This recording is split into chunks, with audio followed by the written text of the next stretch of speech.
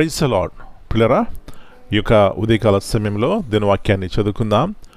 కీర్తనల గ్రంథము 29వ అధ్యాయము 11వ వచనం. Psalm 29 and verse 11. యెహోవా తన ప్రజలకు బలమును అనుగ్రహించును. యెహోవా తన ప్రజలకు సమాధానము కలుగజేసి వారిని ఆశీర్వదించును. The Lord will give strength unto his people. The Lord will bless his people with peace.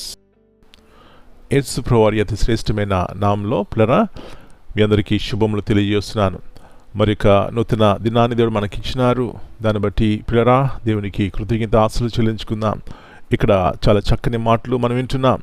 యెహోవా తన ప్రజలకు బలమును అనుగ్రహించును. యెహోవా తన ప్రజలకు సమాధానము కలిగజేసి వారిని ఆశీర్వదించును. పిల్లరా, చాలా కుటుంబాల్లో మనం చూస్తున్నాం ఈ యొక్క బలము, ఈ యొక్క సమాధానము లేని కారణము చేత వారి జీవితాల్లో అశాంతిని చూస్తున్నారు. అయితే ఒక సత్యం మనం గుర్తించాలి. ఎక్కడ మనకు సమాధానం దొరుకుతుంది, ఎక్కడ ఈ బలము మనకు దొరుకుతుంది అని చూసినప్పుడు బైబిల్లో చక్కని మాటలు ఉన్నాయి. దేవుని యొక్క సన్నిధిలోనే, అంటే ఉదయాన్నే లేచి ఆయన ఎదుట సాగిలపడినప్పుడు పిల్లరా గొప్ప సమాధానము దేవుడు మనకిస్తాడు. తద్వారా ఆ దినమంతా కూడా ఎంతో ఆశీర్వాదకరంగా మనం జీవిస్తాం. అనేక మందికి ఆశీర్వాదకరంగా ఉంటాం. నా ప్రియుడా, నా ప్రియ సహోదరి, ఈ సమాధానం నీకు కావాలా? ఈ బలం నీకు కావాలా? అయితే ఉదయమున ఆయన పాదముల యొద్ద పడు.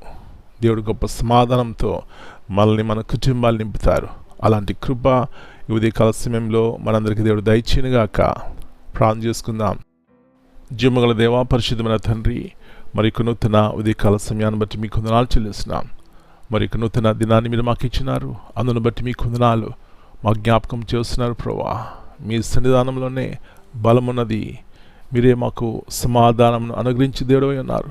కాబట్టి ఉదయకాల సమయంలో ఎవరి కుటుంబాలు అయితే సమాధానం లేదో వారి కొరకు ప్రార్థన చేస్తున్నాం ప్రభా. వారిని మీరు బలపరచండి, సమాధానం దయచేయండి, కుటుంబాల్లో నెమ్మది దయచేయండి ప్రభా. మా జీవితాలను చక్కబెట్టండి. తద్వారా మేము ఆశీర్వాదకరంగా ఈ లోకంలో జీవించడానికి సహాయం చేయమని మీ చేతిగా అప్పగించుకుంటూ మీ వాగ్దానాన్ని ఉదయకాల సమయంలో ప్రతి కుటుంబాల్లో నెరవేర్చమని యేసు ప్రభువారి అతి శ్రేష్టమైన నామమును బట్టి ప్రార్థన చేస్తున్నాను తండ్రి. Amen. God bless you all.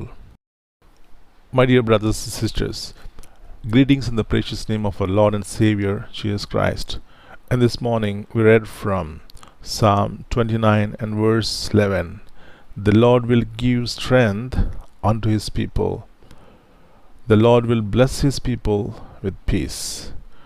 This verse reminds us that God gives strength in our weakness and blesses us with peace in every storm.